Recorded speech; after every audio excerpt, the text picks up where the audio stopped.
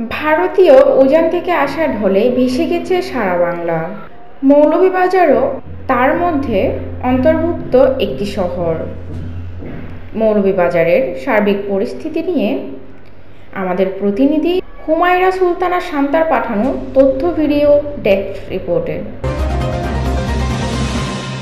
ভালো নেই আমাদের প্রিয় শহর মৌলভীবাজার। ত্রাণের অপেক্ষায় প্রত্যন্ত অঞ্চলের মানুষ, বন্যায় বিপর্যস্ত লক্ষ লক্ষ মানুষ, পানিবন্দী হয়ে দুর্বিষহ জীবনযাপন করছে মৌলভীবাজারবাসী। মৌলভীবাজার সদর, শমশেরনগর রোডস্থ ঘরবাড়ি বানের জলে ভেসে গেছে। বিশুদ্ধ পানীয় জল এবং খাবারের সংকটে মানবেতর জীবনযাপন করছেন লক্ষাধিক মানুষ। এদিকে কৃষকের হয়েছে ফসলের ব্যাপক ক্ষতি। পানি যাওয়ার সাথে সাথে ক্ষত চিহ্ন যেন স্পষ্ট হয়ে উঠেছে। কমলগঞ্জের রহিমপুর ইউনিয়নের বিভিন্ন ক্ষেত খামারে দেখা গেছে অসংখ্য মদের বোতল, যা ধুলাই নদ দিয়ে ভেসে এসেছে। শুধু মদের বোতল নয়, বানের জলে ভেসে এসেছে প্লাস্টিক বর্জ্য।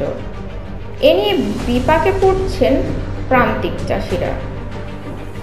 আমন ধান চাষ নিয়ে দুশ্চিন্তায় তারা। বীজতলা নষ্ট হওয়ায় চাষিদের বিপাকে পড়তে হয়েছে। 30,000 হেক্টর জমির ফসল নষ্ট হয়ে গেছে বলে জানিয়েছেন কৃষি সম্প্রসারণ অধিদপ্তর।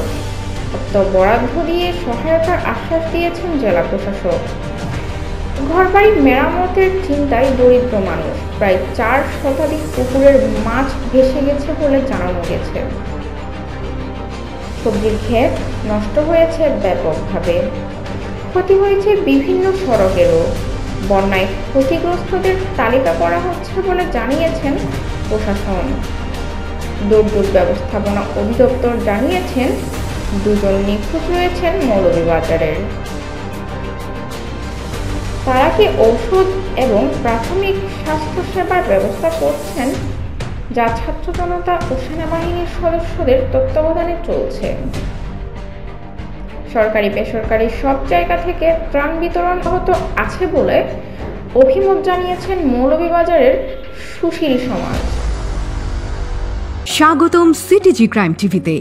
আমরা দিনরাত 24 ঘন্টা যে কোনো খবরের সর্বশেষ সংবাদ নিয়ে আপনাদের সেবায় আমরা ন্যায় ও সত্যের পথে। আমাদের সাথে থাকার জন্য ধন্যবাদ।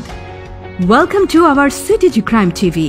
We are at your service 24 hours a day with the latest news of any news. We are on the path of justice and truth. Thank you for staying with us.